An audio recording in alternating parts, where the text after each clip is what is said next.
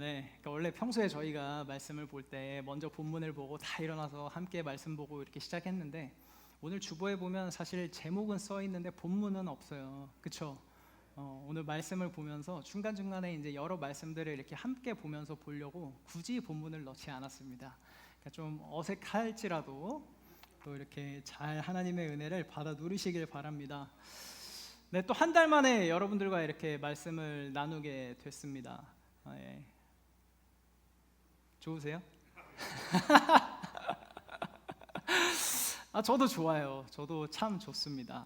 근데 한편으로는 쉽지 않습니다. 예, 쉽지 않아요. 예, 여러분들 제가 여기 서 있는 게 이렇게 막 그래도 우리 부목사님 그래도 설교 제가 잘하지는 않지만 그래도 이렇게 서 있는 거 보면 즐겨 하는 것 같아. 막 이러시는 분들이 있어요. 올라갈 때는 뭐 긴장 안 하시는 것 같아요. 네, 엄청 긴장 많이 합니다. 쉽지 않은 자리고 또 하나님의 말씀을 준비하는 그 동안에 얼마나 많은 고민과 이 저를 또 되돌아보면서 이 힘든 시간을 갖는지 모릅니다. 그만큼 또 하나님께서 오늘 일하여 주실 줄 믿습니다. 자, 한 달 전에 저희 혹시 이 제목을 기억하시는 분이 계실지 모르겠어요. 제가 어떤 제목으로 말씀을 나눴죠? 대단하신데요? 저는 사실 이거 모르실 거라고 생각했어요. 기억하실까? 네, 근데 예스의 능력으로 우리가 함께 은혜를 나눴었죠. 누가복음 5장의 말씀을 가지고 예수님께서 명령하실 때, 예수님께서 말씀하실 때 제자들이 어떻게 반응하는지에 대해서 우리가 함께 보았었습니다. 첫 장면은 어땠어요? 예수님께서 일을 마치고 이제 집에 돌아가려고 하는 어부들을 향해서 집에 가지 말고 내가 시키는 대로 일단 한 번 더 그물을 한 번 더 내려보자 라고 하셨죠. 그랬더니 제자들이 어떻게 반응을 했습니까? 예, 알겠습니다. 예스 하면서 그 부르심에 응답하면서 행했어요. 그랬더니 어떠한 역사가 나타났죠? 네, 그들이 상상할 수 없는 지금까지 경험해보지 못한 양의 물고기를 잡을 수 있게 됐었습니다. 두 번째 예스 상황은 어떤 상황이었습니까? 예수님께서 제자들에게 너희는 이제 더 이상 사람을 낚는 어부가 아니야. 나를 쫓아오면 내 안에서 여러분들이 그 제자들이 가지고 있는 가능성과 그 삶의 목표를 보여주셨죠. 그랬는데 어떻게 반응했습니까? 제자들이 어떻게 반응했어요? 예스로 했죠. 예스의 능력이었으니까. 맞아요. 예스라고 했죠. 근데 예스라고 하는 동시에 그들의 뭐를 놓고 갔죠? 그들의 소유, 그들의 소득, 그들이 가진 모든 것을 내버려 두고 하나님의 부르심에 예스로 응답해서 나아갔습니다. 그렇게 할 때 어떠한 일들이 나타난다고 그랬어요? 하나님의 임재와 능력을 체험할 수 있게 된다고 말씀드렸죠. 두 번째는 뭐였습니까? 하나님 안에서 우리에게 향하신 목적과 가능성을 발견할 수 있게 된다고 말씀드렸었습니다. 한 달 동안 여러분들 그러한 삶을 살아오셨습니까? 아멘입니까? 아멘이에요. 그렇지 않더라도 아멘 하세요. 예, 그런 믿음이 있어야 돼요. 우리가 어떻게 하나님 말씀대로 매일매일 그걸 다 살아갈 수가 있습니까? 그래서 우리는 죄인 아니에요. 그렇죠? 그렇지만 그럼에도 불구하고 우리가 아멘 하면서 쫓아가려고 애써야 되는 거잖아요. 그러니까 한 달 동안 우리가 그렇지 못했을지라도 아멘! 그렇죠? 우리는 그러한 삶을 또 앞으로 살아가야 되잖아요. 네, 그렇게 일하실 하나님을 기대하면서 나아갑시다. 그렇게 예스의 능력을 우리가 알았다면 우리는 이제 무슨 능력을 알아야 될까요? 그렇죠. 오늘의 말씀 제목은 노의 능력입니다. 노. 한 달 전에는 우리가 하나님께 예스라고 반응하는 것에 대한 능력을 보았다면 오늘은 어떤 거에 초점을 맞추는 걸까요? 하나님께서 우리에게 노라고 응답하실 때에 대해서 초점을 맞춰보려고 합니다. 내가 하나님을 향해서 노하는 건 아무런 능력이 없어요. 아무런 힘도 없고요. 아무런 쓸모가 없습니다. 하지만 하나님께서 우리의 요구에 no, 안 돼 라고 할 때는 분명한 하나님의 능력이 있다라는 겁니다. 할렐루야. 그래서 우리가 하나님 안에서 더 높은 곳으로 나아가고 싶고 하나님과 더 멀리 전진하고 싶다면 하나님께서 우리에게 비록 no라고 응답하실지라도 그 응답 너머에 하나님께서 준비해 놓으신 그 능력을 기대하며 나아가는 저와 여러분들 되기를 소망합니다. 이 두 단어 yes 하고 no 굉장히 짧아요. 한국말로 하면 아니면 안 돼, 아니면 아니, 응, 이 정도가 되겠죠? 참 굉장히 짧은 단어입니다. 네, 여러분들 잘 아시겠지만 이 수학자이고 철학자인 피타고라스가 이렇게 얘기를 했습니다. 읽어주시죠. 시작.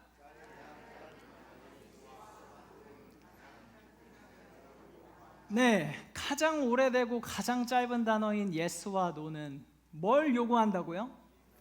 네, 가장 깊은 생각을 요구합니다. 맞습니까? 여러분들이 응, 아니라고 대답할 때 그냥 아무 생각 없이 대답하십니까? 깊은 생각을 하잖아요. 어떻게 내가 반응을 해야 될지, 아니면 내가 한 말에 대해서 상대방이 그 응, 아니라고 할 때는 그냥 성의 없이 아니라고 합니까? 내가 한 말에 대해서 깊게 생각해보고 동조해 줄지 안 그럴지 생각하지 않습니까? yes라고 대답을 하면서 삶을 살아야 된다라고 말씀을 드렸는데, 오늘 제가 말씀드린 것처럼 하나님께서 언제든 우리에게 no라고 말씀하실 때에 집중하고 싶습니다. 저와 여러분의 이 크리스찬의 삶 속에서요, 분명히 여러분들 지나온 이 삶 속에서 하나님께서 여러분들을 향해서 분명히 no라고 응답하신 적이 있을 거라고 저는 생각이 되어집니다. 아니면 오늘, 아니면 어제 오늘 하나님께서 어떤 것에 대해서 여러분들에 대해 no라고 하신 적이 있고, 아니면 앞으로 여러분들에게 주어진 그 삶 속에서 하나님은 분명히 no, 안 돼라고 응답하실 때가 있을 것입니다. 아멘이세요? 아니, 그럴 거 아니에요. 하나님이 여러분들이 기도하는 모든 거에 다 그래, 그렇게 해, 좋아 라고 하셨어요? 저는 그런 하나님은 안 계신다라고 믿습니다. 네, 그렇기 때문에 어떤 것에 대해서 여러분들에게 특히 no라고 하셨죠? 제가 생각해 보니까 내가 가장 소망하는 것, 내가 가장 원하는 것, 그것들에 대해서 특별히 안 돼라고 말씀하시는 게 너무나 많았던 것 같아요.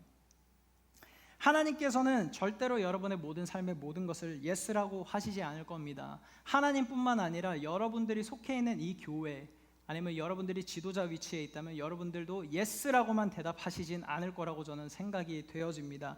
여러분들이 학교에 다니셨었다면 선생님들이 항상 yes라고 대답하시지도 않았을 거라고 저는 믿습니다. 2015년 타임 매거진에는 이런 제목으로 한번 글이 올라온 적이 있어요. 띄워주시죠. 읽어주세요. 시작. 네, a successful leader has to say no라고 되어 있습니다. 성공한 리더들은 no라고 말할 수 있어야 한다. 뭐라고 말할 수 있어야 된다고요? no라고 말할 수 있어야 된대요. 아멘이세요? 네, 리더십의 중점은요, 필요한 순간에 yes라고 하는 것보다 정말 필요한 순간에 no라고 대답할 수 있는 사람이 성공한 리더라고 얘기합니다. 왜일까요? yes라고 얘기하는 거는 너무나 쉽다라는 거예요. yes라고 보통 얘기하는 거는 그 사람을 기쁘게 해줄 때, 만족시켜줄 때 사용할 때가 대부분이라는 것입니다. 그렇기 때문에 우리가 분명히 알아야 할 것은, 우리가 존재하는 이유는 사람을 기쁘게 하려고 우리가 존재하는 게 아니잖아요. 우리의 존재 이유는 무엇입니까? 그렇죠. 우리 성도님들 역시 좋습니다. 우리의 삶의 목적은 내 주변에 있는 사람을 기쁘고 만족시키는 것이 아니라 나를 창조하시고 구원하신 하나님을 기쁘게 만들어드리는 데 있다는 걸 절대 잊어버리면 안 된다는 거예요. 저와 여러분이 그분을 정말 사랑하고 쫓아가기 원하고 하나님의 목적에 맞는 삶을 살기 원하신다면 사람을 만족시키는 게 우선순위가 되면 절대로 안 된다라는 겁니다. 오늘 예배를 통해서 우리가 바뀌어야 되는 것은 지금 말씀드린 그것입니다. 우리의 삶이 먼저 하나님을 영화롭게 해드리고 기쁘게 해드리는 존재여야만 한다. 하나님께서 우리에게 no라고 응답하실 때 저와 여러분의 반응은 어떻습니까? 어떠셨어요? 아무렇지 않으셨어요? 안 되는구나, 포기하자 이러셨어요? 우리 한번 솔직해져 보죠. 여러분들이 원하고 소망하고 바라고 하는 것들을 기도 제목을 들고 하나님 앞에 나아갔는데 하나님은 아니래요. 어떻게 반응하셨어요? 제가 한번 말씀드려볼게요. 이러셨을 것 같아요. 하나님, 이건 공평하지 않아요. 어떻게 저한테 이렇게 반응하실 수 있습니까? 하나님은 저를 돌보시지 않습니까? 왜 하나님은 우리를 벌하시기만 하십니까? 라고 반응할 때가 대부분이지 않으세요? 그렇죠? 원망하고 불평하고. 하지만 하나님께서 우리에게 노라고 응답하실 때는요, 그 노라는 응답 너머에 하나님의 우리가 알 수 없는 그 놀라운 능력이 있다라는 겁니다. 하나님께서 노라고 하실 때 하나님께서 우리를 보살피시는지에 대한 질문을 가져요. 하지만 하나님께서 우리를 진정으로 돌보시기 때문에 우리에게 노라고 응답하시는 것을 깨닫기 원합니다. 하나님이 여러분들, 저와 여러분에게 정말 무관심하시다면 그저 예스라고만 하실 거라는 거예요. 여러분이 직장이든 가정이든 교회든 여러분이 속한 모든 곳에 노라고 말하실 수 있는 지도자들이 되길 주님의 이름으로 축복합니다. 여러분, 한 가지 예를 들어보죠. 저는 아직 결혼을 안 해서 자녀가 없지만 저의 부모님을 봤을 때 어떠한 부모님이든 절대 그 자녀에게 그렇게 해, 예스라고만 대답하는 부모는 이 땅에 저는 없을 거라고 확신합니다. 여러분들도 그런 부모님의 모습으로 살아오시지 않았습니까? 아니신 분, 내 자녀가 원하는 걸 나는 다 해줬다, 내 자녀가 원할 때마다 다 해줬다, 그런 부모는 저는 없을 거라고 생각해요. 그런 부모님은 부모도 아니라고 저는 생각합니다. 왜일까요? 그 자녀에게 필요한 때와 시간이 있다라는 거죠. 아무리 작은 것이라고 할지라도 그 자녀의 때와 나이에 맞지 않는 것이라면 절대 그 요구를 들어줄 수 없는 게 참 부모 아닙니까? 그래서 저는 아버지를 보면서 느꼈어요. 우리 아빠는 한 번 아닌 거는 때려 죽여도 절대 아니구나. 네, 저는 그거를 배웠습니다. 그렇기 때문에 그 부모님을 통해서 배운 것들을 통해서 뭐가 많아지는 줄 아세요? 자존감이 높아집니다. 여러분들 요즘 그 어린 아이들을 보면 안타까운 게 뭔 줄 아세요? 자존감들이 참 낮아요. 네. 그러니까 이 삶의 환경을 저는 떠나서 부모의 역할이 그렇게 중요하다는 걸 그 자녀들을 통해서 봅니다. 잘한 것과 잘못된 것들, 그러니까 부모가 예스 해야 될 때 예스 안 하고 노 할 때 노 하지 않으니까 그 자녀의 분별력이 엉망이니까 자존감이 바닥을 치는 거예요. 네. 네. 그러니까 우리가 노 할 때는 노 할 수 있어야 된다라는 거예요. 요즘 테레비 방송들이 참 뭐가 문제인 줄 아십니까? 우리 아이들이 원하는 게 있으면 서포트를 해줘야지, 지지해줘야지. 그렇게 반대하면 아이들에게 트라우마가 생긴대요. 그런 방송들 보신 적 있지 않으세요? 저는 그 방송을 보면서 어떤 생각을 했냐면요, 놀고 있네. 저는 그 생각을 했어요. 자기 자녀들이라면 그렇게 키울까요? 저는 그렇게 생각하지 않습니다. 여러분들 TV를 보면서 우리도 분별력이 필요합니다. 절대 속지 않으셔야 돼요. TV에서 하는 그 전문가라고 하는 사람들이 하는 얘기들은 성경과 거리가 아주 먼 이야기들이 너무나도 많이 있습니다. 그렇기 때문에 우리 크리스찬들이 정말 하나님의 말씀을 쫓는다라고 하면서 그 TV에 나오는 것들에 속아서 하나님과는 전혀 관계없는 방식으로 자녀들을 양육하는 분들이 너무나도 많으세요. 그러니까 우리 자녀들에게도 노 할 수 있는 부모가 참 부모인 것처럼 하나님은 우리를 관심 가져주시고 사랑하시고 돌보시기 때문에 우리의 때와 상황에 맞지 않는다면 언제든지 노 하실 수 있다라는 거예요. 아멘이세요? 그러니까 우리가 하나님의 노를 들었을 때 서운해할 필요가 없어요. 불만을 가질 필요가 없어요. 당연히 솔직히 불만은 가질 수 있다고 생각해요. 처음에 우리는 사람이잖아요. 저도 아버지한테 어떤 걸 요구했을 때 단호하게 안 된다고 하시면 예, 알겠습니다. 이게 안 돼요. 사람이잖아요. 당연히 서운하고 왜 안 된다고 하시지? 좀만 더 얘기해보면 될 것 같은데, 그렇지만 결론은 안 된다였거든요. 그러니까 어차피 안 되는 걸 알고 계신다라면 포기하세요. 왠 줄 아십니까? 우리에게 좋은 시기에 하나님께서 그것을 준비해 주실 거라는 거기 때문이라는 거예요. 그러니까 우리가 지금 응답이 없을지라도 조급해할 필요가 없다라는 거예요. 내 때가 안 되었구나. 하나님의 뜻은 지금 내가 그것을 가지면 안 되는 것이구나.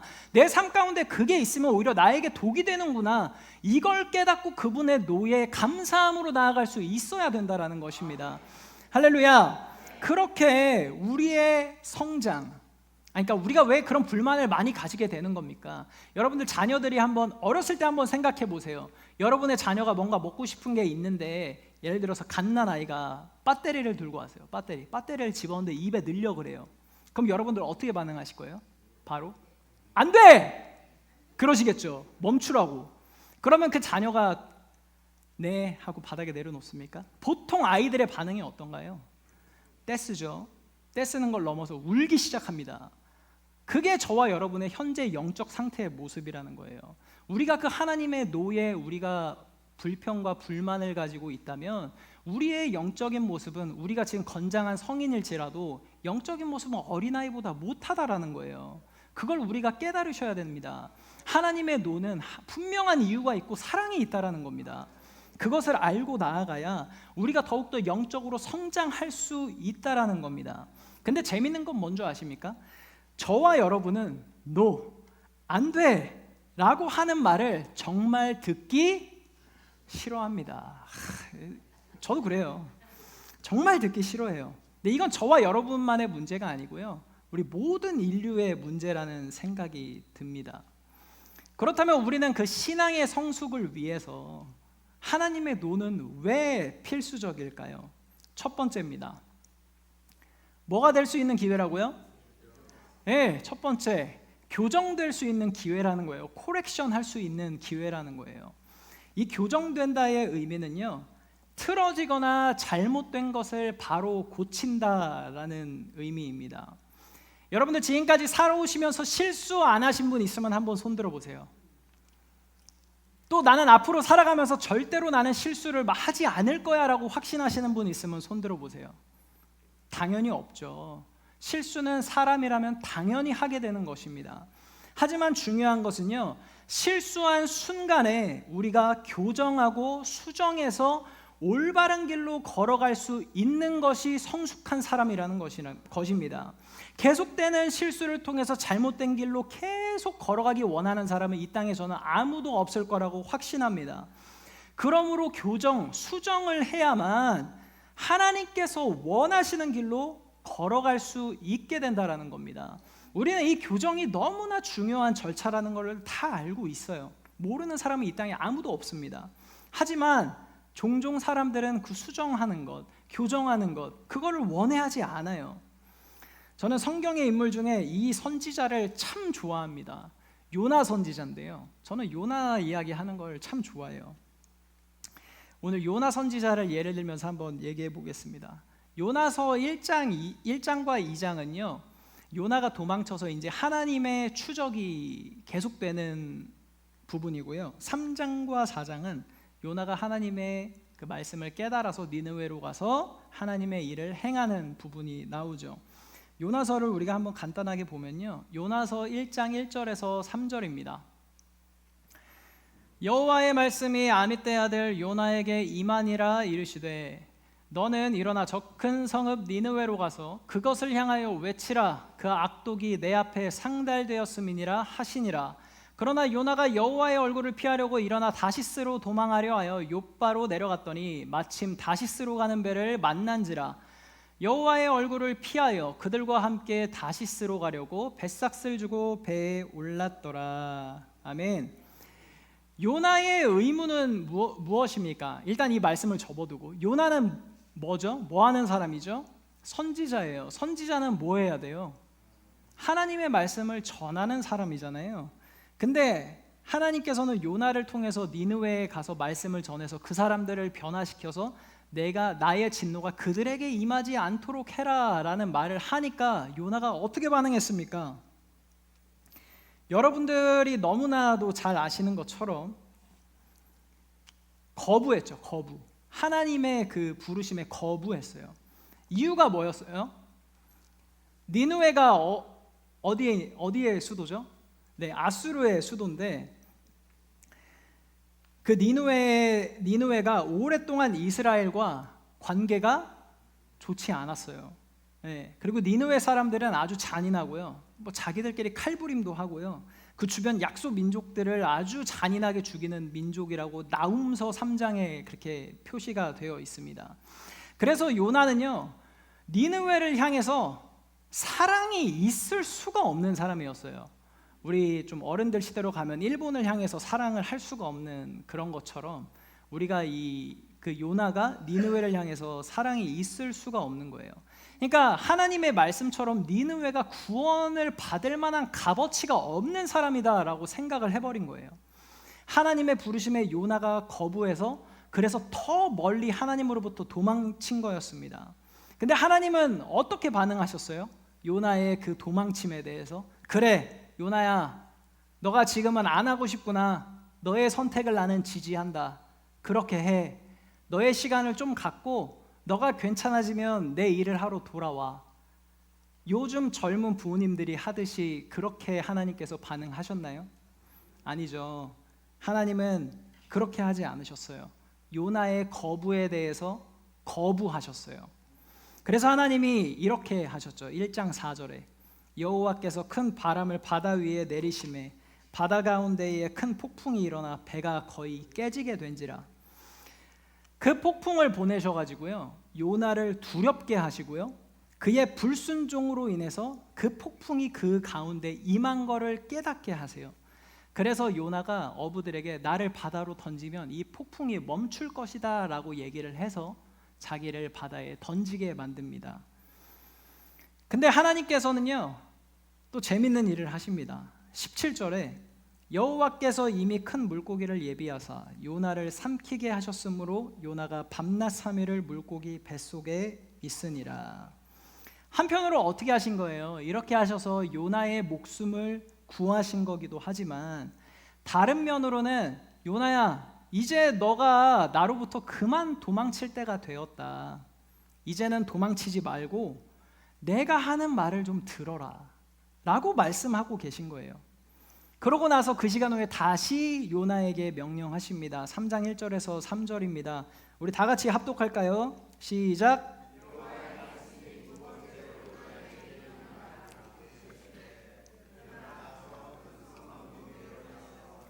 내가 내게 명한 바를 그들에게 선포하라 하신지라. 요나가 여호와의 말씀대로 일어나서 니느웨로 가니라. 니느웨는 사흘 동안 걸을 만큼 하나님 앞에 큰 성읍이었더라. 아멘. 그래서 요나가 이제 하나님의 명령대로 행하고 있습니다. 그렇게 하니까 어떻게 됐어요? 니느웨 사람들이 어떻게 반응했습니까? 네, 그냥 몇몇이 회개하고 하나님 앞에 돌아온 게 아니라 도시 전체가 하나님 앞에 엎드려서 나는 죄인입니다. 네, 나의 죄악을 용서하여 주옵소서. 이러한 역사가 나타나게 된 겁니다. 니느웨의 모든 사람들이 하나님의 진노로부터 구원을 받게 됐다라는 얘기죠. 근데 참 재밌는 건 요나가 어떻게 반응했습니까? 아시죠? 네. 4장 2절에서 3절입니다. 여호와께 기도하여 이르되 여호와여, 내가 고국에 있을 때 이러하겠다고 말씀하지 아니하였나이까. 그러므로 내가 빨리 다시스로 도망하였사오니 주께서는 은혜로우시며 자비로우시며 노하기를 더디하시며 이내가 크시사 뜻을 돌이켜 재앙을 내리지 아니하시는 하나님이신 줄 내가 알았음이니이다. 여호와여, 원하건대 이제 내 생명을 거두어 가소서. 사는 것보다 죽는 것이 내게 나음이니이다 하니. 2절에서 얘기하는 게 하나님은 위대하신 분이다라고 얘기하고 있는 겁니까, 요나가? 아니죠. 하나님 참 대단하신 분입니다. 네, 비꼬는 거 아닙니까? 저 하나님이 이렇게 하실 줄 알았어요. 참 대단하신 분이세요. 네, 이렇게 하고 있는 겁니다. 그러고 나서 어떻게 하래요? 자기를 죽이래요. 이 꼴을 볼 바에는 차라리 저는 죽겠습니다라고 하고 있는 거예요. 이게 요나라고 얘기하니까 그렇지, 지금 이 시간을 한번 적용해 볼까요?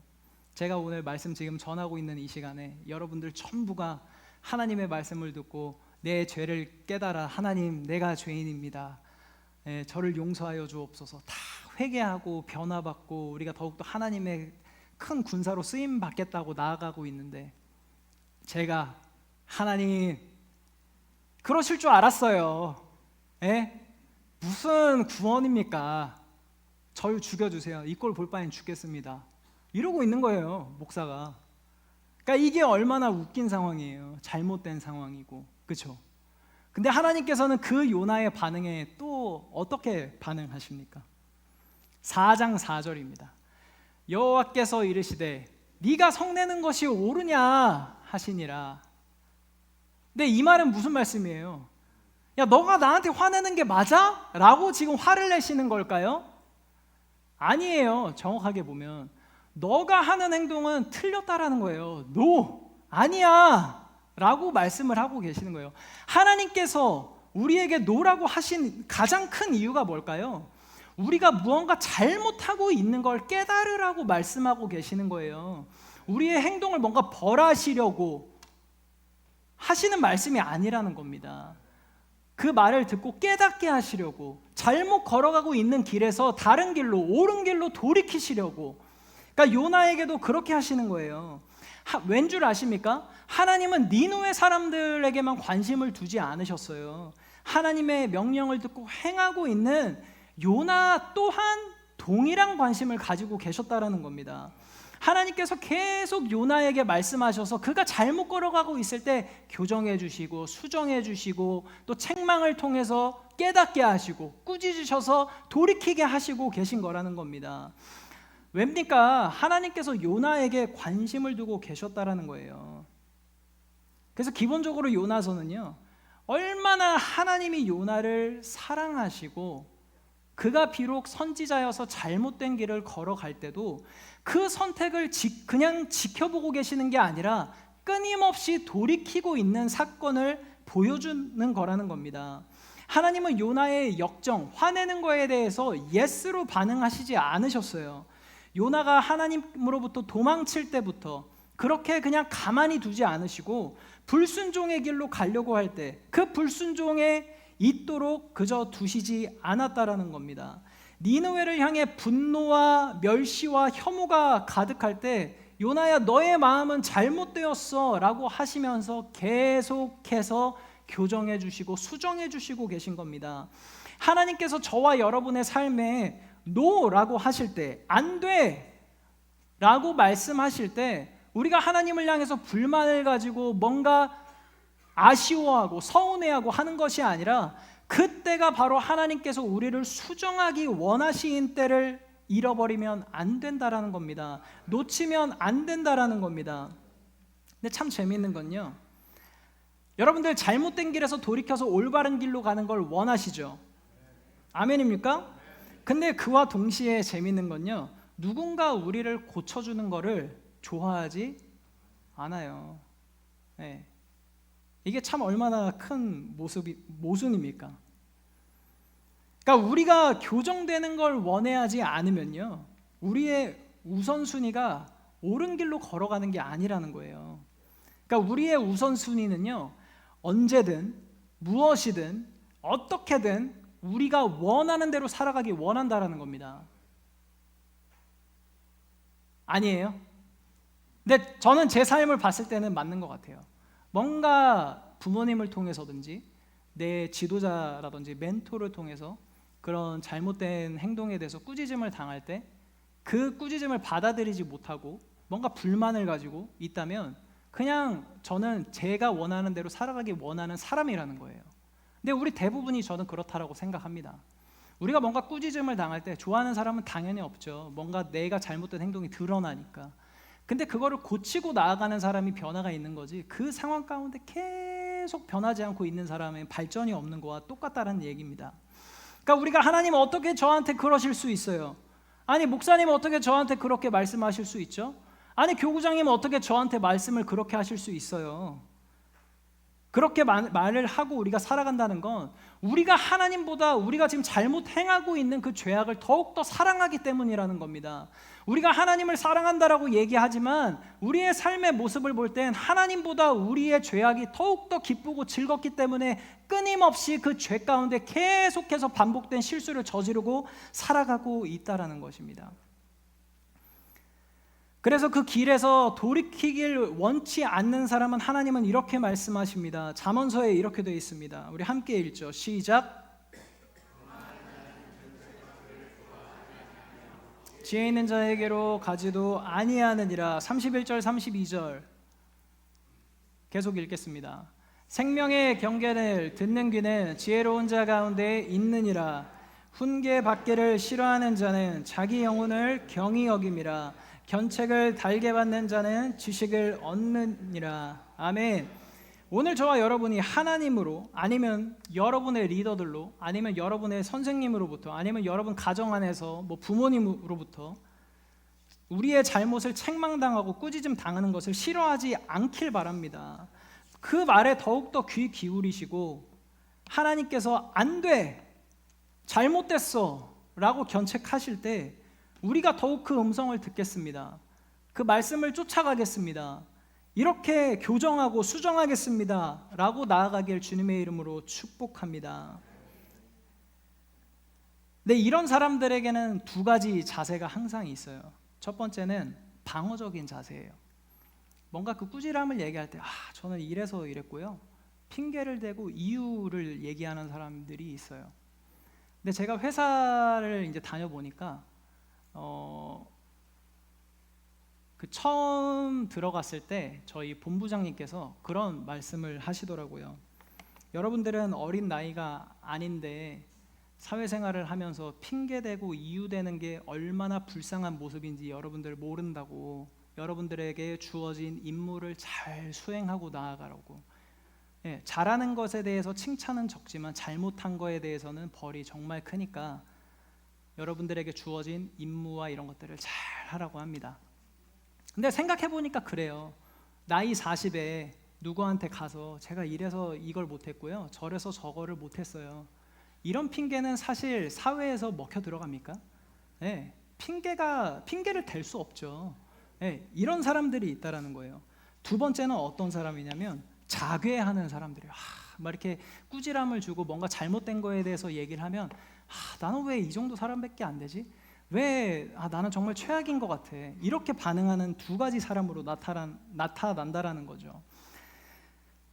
저와 여러분이 어떤 모습인지는 저는 모르겠습니다. 여러분들은 어떠실지 잘 모르겠는데 우리가 이러한 삶을 살지 않으려면 하나님께서 뭔가 말씀하실 때 들어야 된다라는 거예요. 듣고 바뀌고 변화하면서 나아가야 된다라는 겁니다. 혹시 덥지 않으세요? 에어컨 한번 틀어주시죠. 제가 많이 덥네요. 감사합니다. 그러니까 우리가 이해해야 되는 건 뭐냐면요, 수정하는 것, 교정된다는 거는 정말로 좋은 것이죠. 그렇죠? 우리가 너무나도 잘 알고 있지만 우리의 반응은 그렇지 않다라는 겁니다. 특히 교회 안에서 사람들에게 정직하게 말하는 거는 참 어려워요. 누군가 그런 말을 하면요, 아까 말씀드린 것처럼 아니야, 어떻게 우리 목사님은 그렇게 말씀하실 수 있어? 아니면 뭐 우리 교구장님들 그런 말씀들을 잘 하십니까? 저는 제가 본 적이 없어서 잘 모르겠지만 그렇게 하실 수 있어야 된다라고 저는 확신합니다. 여러분들이 리더시잖아요. 그러면은 아닌 거에 대해서는 단호하게 노할 수 있어야만 한다라는 겁니다. 근데 아무튼 목사님은 어떻게 그럴 수 있어요? 이런 말들을 하지만 이런 말들을 하는 이유가 뭡니까? 근본적으로. 그러니까 당연히 목회자도 사람이기 때문에 완벽하지 않죠. 그렇죠? 하지만 우리가 리더이기 때문에, 앞에 있기 때문에 그 부분에 대해서 얘기하는 이유는 우리가 이제 더 이상 죄와 친구하며 살지 말자는 의미에서 말씀드리는 거예요. 여러분들의 뭐 잘못되고 이런 것들을 계속 끄집어내서 뭐 여러분들을 낮추고 이러는 게 아니란 말입니다. 그러니까 우리가 뭔가 그런 꾸지람을 들어도 내가 이렇게 바뀌면 더 나은 신앙생활을 할 수 있겠구나, 내가 더 성숙하여지겠구나, 이렇게 판단하시면서 받아들이시길 바랍니다. 아멘. 그래서 첫 번째, 하나님의 노는요, 우리를 교정하고 수정만 하는 것이 아니고요, 올바른 방향으로 인도받을 기회가 된다라는 것입니다. 그래서 두 번째로 우리의 신앙 성숙을 위해 하나님의 노는 왜 필수적이냐면 그것이 바로 뭐라고요? 네, 올바른 방향으로 인도받을 기회라는 거예요. 올바른 방향. 첫 번째 포인트였던 그 교정과 이 방향의 차이가 무엇일까요? 교정은 잘못된 길에서 옳은 길로 교정하는 것이라면, 지시하고 방향을 알려준다는 것은 우리 앞에 문제가 놓여 있을 때 가는 길을 틀어서 피하시게 하시는 것도 있지만, 우리가 잘못한 건 없어요. 우리가 뭔가 하나님 보시기에도 뭐 괜찮게 잘하고 있어요. 그럼에도 불구하고 하나님이 원하시는 길로 다시 방향을 틀어주실 수도 있다라는 겁니다. 네, 비록 우리가 선한 일을 하고 있을지라도 하나님께서 원하시는 길로 돌이키는 것을 이야기하는 겁니다. 아멘입니까? 그래서 첫 번째에서는 요나를 봤지만, 이 두 번째는 우리 사도 바울을 통해서 한번 보기 원합니다. 사도 바울의 삶은 어땠습니까? 하나님을 만나기 전에, 예수님을 자기의 구주로 받아들이기 전에 어떤 삶을 살았어요? 수많은 크리스찬들을 박해하고 죽이고 감옥으로 보내는 그런 삶을 살았었습니다. 근데 바울이 예수님을 만나고 완전히 삶이 바뀌었죠. 그래서 그분께 받은 그 은혜, 그 복음을 전하러 전도 여행을 떠났죠. 그래서 오늘은 그 바울의 2차 전도 여행에 대해서 한번 보기 원하는데요. 사도행전 16장 1절과 2절입니다. 바울이 더베와 루스드라에도 이름에 거기 디모데라는 제자가 있으니 그 어머니는 믿는 유대 여자요 아버지는 헬라인이라. 디모데는 루스드라와 이고니온에 있는 형제들에게 칭찬받은 자니. 6절에서 8절, 성령이 아시아에서 말씀 전하지 못하게 하시거늘 그들이 부르기아와 갈라디아 땅으로 다녀가 무시아 앞에 이르러 비두니아로 가자고 애쓰되 예수의 영이 허락지 아니하시는지라. 무시아를 지나 드로아로 내려갔는데. 아멘. 굉장히 흥미로운 장면입니다. 사도 바울은요, 분명히 하나님께서 기뻐하시는 일을 하고 있었습니다. 그렇죠. 하나님의 복음을 들고 나아가는데 하나님이 싫어하실 리가 있습니까? 분명히 칭찬해 주실 일이고 기뻐하실 일이었습니다. 하지만 하나님께서 보시기에 분명히 좋은 일을 하고 있었지만 올바른 길로 인도하길 원하셨던 거예요. 더 좋은 길로, 하나님이 계획하신 길로 인도하고 싶으셨던 거예요. 그래서 요나와 완전 다르게 바울은 하나님의 말씀을 전하고 싶어하는 갈망함이 충만했죠. 네. 그래서 하나님은 바울을 새로운 방향으로, 더 좋은 방향으로 인도하기 원하셔서 어떻게 인도하셨느냐, 한번 사진을 보여주실래요? 보시면 이 사도 바울의 2차 전도 여행은 여기 오른쪽 안디옥, 한글로 되어 있는 거 한 번만 띄워주세요. 네, 안디옥에서 시작해서 이렇게 쭉쭉쭉 갑니다. 근데 드로아라고 되어 있는 저 아시아라는 글자 왼쪽에 보면 드로아 있잖아요. 거기로 처음에 가려고 계획한 게 아니었어요. 바울은 어디로 가길 원했느냐? 뭐 나중에 가긴 하지만 소아시아라고 이제 옛날 성경에는 그렇게 표시되어 있고 요즘에는 아시아라고도 되어 있지만 에베소를 먼저 가길 원했어요. 바울은. 아니 에베소든 어디든 하나님의 말씀을 전한다고 하면은 얼마나 좋은 일이에요. 칭찬받을 일이고 기뻐하실 일이잖아요. 근데 하나님은 바울을 멈춰 세우십니다. 왜죠? 16장 9절에서 10절입니다. 밤에 환상이 바울에게 보이니 마게도냐 사람 하나가 서서 그에게 청하여 이르되 마게도냐로 건너와서 우리를 도우라 하거늘. 바울이 그 환상을 보았을 때 우리가 곧 마게도냐로 떠나기를 힘쓰니 이는 하나님이 저 사람들에게 복음을 전하라고 우리를 부르신 줄로 인정함이로라. 아멘. 이해되시죠? 예, 자기가 가지고 있던 그 복음의 그 계획을 하나님께서는 하나님이 원하시는 거는 이렇게 나를 쓰기 원하시는구나 라고 깨닫게 된 거예요. 그러니까 중요한 건 하나님께서 노라고 보여주시기 원하셔서 그 환상을 보여주셨는데 바울의 반응이 사실 더 중요한 거 아니겠습니까? 바울이 하나님께서 그렇게 하라고 했을 때 요나는 어떻게 반응했어요? 오히려 도망갔잖아요. 자기가 하고 싶은 대로 했잖아요. 근데 바울은 그 노 반응에 그렇게 응답을 한 겁니다. 네, 그렇기 때문에 하나님께서 원하시는 방향으로 가서 그 말씀을 전할 수 있고 쓰임받을 수 있었다라는 거예요. 여기서 저와 여러분들이 이해하기 원하는 건요, 저와 여러분이 뭔가 잘못했을 때 돌이키시는 하나님도 계시지만 우리가 선한 일이라고 생각하는 그 많은 일들도 하나님의 때와 하나님의 방법, 하나님의 원하심에 따라 얼마든지 방법은 바뀔 수 있고 길도 바뀔 수 있다는 겁니다. 네, 그게 너무나도 중요한 포인트예요. 하나님을 위해서 우리가 저런 일들을 행하고 싶어요 라고 얘기하지만 분명 그거는 옳은 일이고 좋은 일이라고 할지라도 그것은 하나님의 뜻과 다를 수 있다는 겁니다. 아멘이세요? 네, 다를 수 있어요. 네. 우리가 옳다라고 생각하는 것이 하나님 보시기에도 좋으면 좋겠지만 뜻과 다를 수 있다는 겁니다. 그래서 우리가 믿어야 되는 건 뭐예요?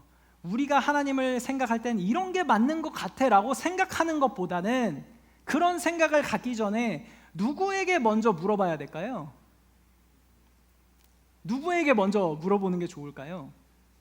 그렇죠. 하나님에게 먼저 물어보고 정하는 게 더 맞지 않을까요? 그래서 하나님께서는 잠언서에 이렇게 말씀하세요. 3장 5절 6절입니다. 우리 한 목소리로 합독하겠습니다. 시작. 너는 마음을 다하여 여호와를 신뢰하고 내 명철을 의지하지 말라. 너는 범사의 그를 인정하라. 그리하면 내 길을 지도하시리라. 아멘. 뭘 의지하지 말래요? 네. 여러분들의 생각과 여러분들의 경험과 여러분들의 모든 어떤 것도 의지하지 말래요. 근데 우리 세상의 방법은 어떻습니까? 이것도 또 세상이 참 우리 믿는 자들을 많이 속입니다. 젊은 사람들에게도 참 많이 속이는 말 중에 하나입니다. 너 마음 가는 대로 쫓아가. 너 마음이 시키는 대로 해. 이런 얘기들 참 많이 하지 않습니까? 어떠한 중요한 선택에 있을 때 너 마음을 쫓아가래요. 네. 여러분들의 그 원함이 죽을 때까지 변하지 않습니까? 여러분들의 생각이 한번 가지고 있는 생각이 죽을 때까지 절대로 변하지 않습니까? 변하죠. 얼마든지 뒤집고 하잖아요. 저희의 생각들이. 그런데 어떻게 저희의 생각을 믿을 수 있어요? 우리가 뜻하는 것들이 어떻게 올바른 길로 계속해서 갈 거라고 여러분들 어떻게 확신하실 수 있으세요? 그렇기 때문에 우리가 의지해야 될 것은 우리의 생각과 우리의 경험과 우리의 배워온 것들을 의지하는 것이 아니라 하나님을 인정하고 하나님 인도하실 것을 믿고 그분께 의뢰하라는 거예요. 여러분들 차로 한번 비교를 해볼게요. 하나님은 여러분들의 핸들이십니까? 아니면은 스페어 타이어이십니까? 그 둘의 차이가 뭐가 있죠? 스페어 타이어는 언제 사용하세요? 그렇죠. 타이어가 빵꾸가 났을 때. 그 말은 무슨 말이에요? 무슨 일이 생겼을 때 찾게 되는 거라는 거죠. 근데 핸들은 뭐예요? 네, 방향을 애초에 처음부터 다 인도하는 거잖아요. 핸들이. 하나님이 여러분들의 핸들이 되길 주님의 이름으로 축복합니다. 근데 대부분의 크리스찬들은 하나님을 스페어 타이어 짝처럼 여긴단 말이에요. 어떠한 일이 벌어졌을 때, 나에게 어려움과 힘듦이 닥쳤을 때 비로소 그때야 하나님을 찾죠. 어려움이 닥쳤을 때 또 바로 찾기나 합니까? 내가 도저히 할 수 없고 돌파구가 보이지 않을 때 하나님 앞에 아주 간절하게 매달리기 시작하죠. 그게 우리의 잘못이라는 거예요.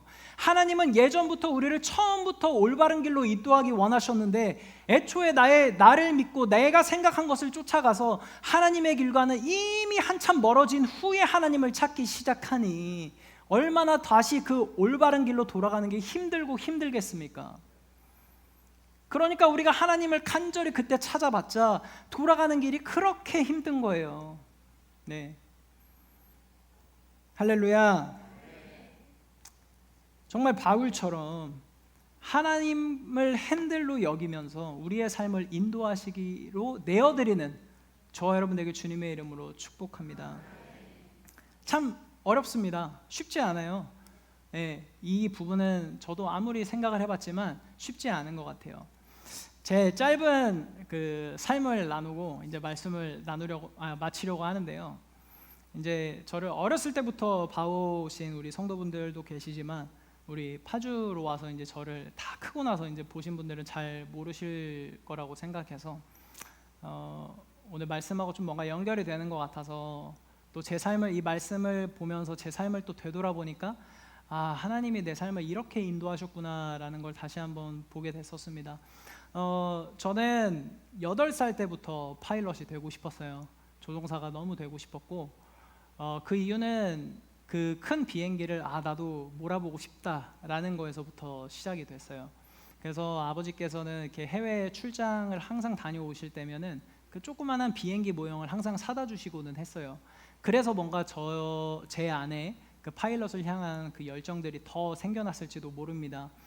그래서 이제 18살 때 제가 부모님께 이제 유학을 보내달라고 했죠. 네, 감사하게도 그 흔쾌히 허락을 해주셔서 미국에 가서 공부를 시작하게 됐습니다. 근데 대부분 그 고등학교, 대학교를 가는 시점에 이 학생들이 가장 고민하는 게 뭐가 있을까요? 진로죠. 누구나 다 진로를 고민합니다. 근데 저는 진로를 고민하는 게 다른 사람들이 고민하는 결이 조금 달랐어요. 왜냐하면 저는 하나님께서 저를 종으로 쓰시기 위해 부르셨다라는 걸 이미 알고 있었고, 근데 제가 진로에 대해서 고민했던 이유는 하나님께서 부르신 길이 있고 제가 소망하는 길이 있는데 나는 과연 무엇을 선택해야 하나에 대한 질문을 참 많이 가졌었어요. 그러니까 당연히 하나님께서 부르신 길로 가야 된다라는 걸 알고 있었죠. 가야만 하구나라는 걸 인정은 했습니다. 하지만 8살 때부터 그 가진 꿈을 포기한다는 게 여러분들 쉬울 것 같으세요? 절대 쉽지 않습니다. 그래서 저는 하나님께 기도를 하면서도 하나님, 제가 주의 종의 길을 가겠습니다라고 단 한 번도 그러니까 확신을 가지고 얘기한 적은 사실 없었어요. 왜냐하면 조종사가 더 되고 싶으니까. 네, 근데 이제 기도를 했죠. 그래서 하나님, 이번에 대학을 이제 지원할 건데 하나님께서 원하시는 종이 되려면 신학교를 가야 되고, 또 다른 방법으로는 뭐 이제 사역에 도움이 되는 음악 공부를 하고 신학대학원을 가거나, 아니면은 제가 그냥 원하는 파일럿의 길로 그냥 가겠습니다. 딱 이 세 가지를 놓고 이제 하나님과 내기를 했죠. 그래서 저는 하나님, 그러면 대학교를 쓸 테니까 가장 먼저 되는 곳이 하나님의 뜻인 줄 알고 그 길로 따라가겠습니다라고 기도를 한 거죠. 그러니까 한 번에 그 하나님이 그 뜻하신 그 길을 덥석 물 수가 없었어요. 그래서 내기를 한 거죠. 그래서 제가 10몇 군데인가 썼어요. 대학교를 뭐 미국에 있는 신학대학교, 기독교 대학들, 그리고 음악대학교, 또 항공대, 미국에 있는 항공대 이렇게 썼는데, 미국은 보통 이제 대학교를 한 10월달, 11월에 이제 지원을 하기 시작합니다. 9월에 이제 학기가 시작하니까 1년이. 근데 보통은 아무리 빨라야 합격 통지가 아무리 빨라야 2달에서 3달은 걸려요. 정말 빨라야. 근데 제가 원서를 같은 날에 다 보내고, 감사하게도 참 보내는 학교마다 다 합격을 또 했어요. 감사하게. 근데 제일 먼저 온 학교가 버클리 음대에서 이제 합격이 온 거예요. 근데 얼마 만에 그 합격 통지가 온 줄 아십니까? 3주 만에 왔어요. 3주. 그러고 나서 이제 쭉쭉쭉쭉 이제 합격 통지들이 계속 와요. 근데 제가 이제 고등학교 졸업이 5월 10 며칠인가 그랬거든요. 그리고 그 다음날 한국을 들어오는 거였어요. 근데 쭉쭉쭉쭉 합격 통지를 받고 항공대에서도 합격 통지가 온 거예요. 근데 언제 온 줄 아십니까? 자, 한국 들어오기 바로 전날 왔어요. 그러니까 하나님이 너무 극과 극으로 보여주신 거예요. 사실 그 항공대 합격 통지가 한 2번째나 3번째 왔으면 이거 좀 약간 아쉬울 수 있었을 것 같아. 네, 그래 이거 가야 되나 이러면서 막 갔을 것 같은데, 그래도 기도해 놓은 게 있잖아요. 내 입으로 뱉어 놓은 게 있잖아요. 그러니까 차마 항공대를 그러니까 그 하나님의 길, 항공대를 그냥 쉽게 그냥 포기는 안 됐지만 포기하고 그래 버클리를 가자, 그렇게 해서 선택하게 된 거거든요. 근데 그렇게 선택을 해서 갔으면 모든 순간순간마다 기쁘고 대학원 졸업하고 목사 안수 받는 그 순간까지도 그래 내가 하나님이 부르신 그 길로 가서 나는 너무 행복하고 기쁘다라는 생각을 가지고 살아야 되지 않겠습니까? 근데 저도 사람인지라 이제 방학 때마다 한국 들어오고 나가면 뭘 타야 돼요? 비행기를 타야 돼요. 그 비행기를 볼 때마다 제 마음은 어떻겠어요? 에? 쉽지 않은 거예요.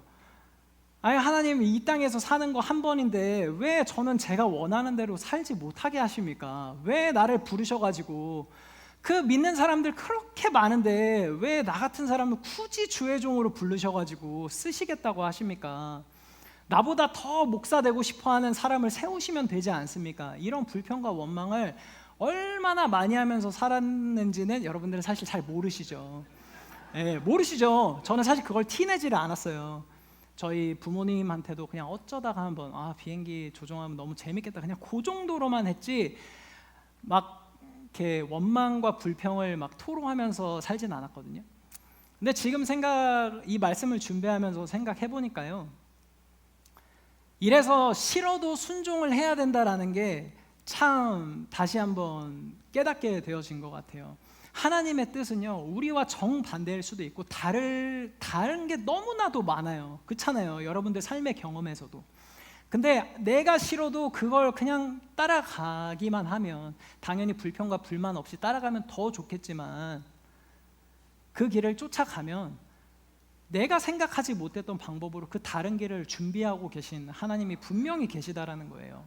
제가 그 음악 공부하면서 신학 공부하면서 내가 다시 대한항공에 지원할 일이 있을까? 라는 생각을 단 한 번도 안 해봤거든요, 저는 제 삶을 보면서.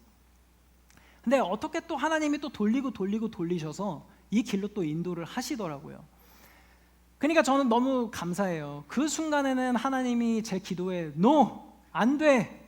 라고 말씀하신 게 왜 감사하냐면요, 제 성격을 돌아봤을 때 제가 그때 만약에 조종사가 됐으면 지금 아마 한 부기장 10년 차 정도 됐겠죠. 저는 죽을 때까지 다시 하나님이 원하시는 신학의 길로 들어서지 않았을 거예요. 왜냐하면 저는 제가 하고 싶은 것만 하고 싶어하는 그런 성격이거든요. 그러니까 하나님의 그 노가 제 인생을 완전히 뒤집어 놓으신 거예요. 너가 나한테 순종 이때라도 해봐야 되지 않겠냐라고, 어떻게 보면 순종하는 법을 좀 가르쳐 주신 것 같아요. 예, 너는 불평과 불만을 할 수는 있지만 그래도 쫓아오면 내가 그 너머에 있는 그 너가 생각할 수 없는 것들을 준비해 놓았다라고, 이제 그게 조금 보이기 시작하는 것 같아요. 예, 여러분들도 그러한 삶을 살길 주님의 이름으로 축복드립니다. 네, 그러니까 이걸 감사로 간증하는 데까지 시간이 참 오래 걸린 것 같아요, 어떻게 보면. 그러니까 아무튼 참 하나님께 감사합니다. 네, 그러니까 하나님의 방법은 참 신기하고 재밌고 알 수가 없는 것 같아요. 네, 그러니까 우리의 삶에 지금 뭔가 하나님의 응답이 노일지라도 불평하실 수 있어요. 원망하실 수 있어요. 하나님 왜 저는 안 됩니까? 라고 말씀하실 수 있어요. 하지만 하나님의 계획은 지금 보이지 않지만 그때가 되었을 때 하나님이 깨닫게 하여 주시고 감사의 입술로 우리를 변화시켜 주신다라는 겁니다. 그러니까 우리가 의지해야 될 것은 우리의 생각과 명철과 삶을 의지하는 것이 아니라 우리가 상상할 수 없는 방법들로 준비하고 계신 그 하나님을 보며 나아가는 저와 여러분 되길 주님의 이름으로 축복합니다. 오늘 말씀을 마무리하겠습니다. 우리 신앙의 성숙을 위해 하나님의 노는 필수적이라고 말씀드렸습니다. 절대로 그 어떤 부모가 예스라고만 대답하는 게 없는 것처럼 우리 하나님도 우리의 삶 속에 모든 걸 다 예스, 응이라고 반응하시진 않습니다. 노라고 반응하실 때 우리의 삶에 무슨 기회라고요? 우리가 수정될 수 있고 교정될 수 있는 기회라는 것입니다. 그리고 노라고 하시는 이유는 우리가 뭔가 잘하고 있는 것 같아 보여도, 하나님께서 보실 때도 옳은 길을 가고 있는 것 같아 보여도, 때로는 하나님께서 더 좋은 길로, 더 큰 계획을 가지고 계신 길로 돌이켜서 우리를 인도하여 주신다라는 것입니다. 그 하나님의 노를 들을 때 절망하고 좌절하는 것이 아니라 그 하나님께서 무언가 준비하고 계신다라는 것을 꼭 깨달으셔서 하나님 주시는 그 노 응답에 기쁨으로 그 노를 받아들이실 수 있는 저와 여러분 되길 주님의 이름으로 축복합니다. 기도합니다.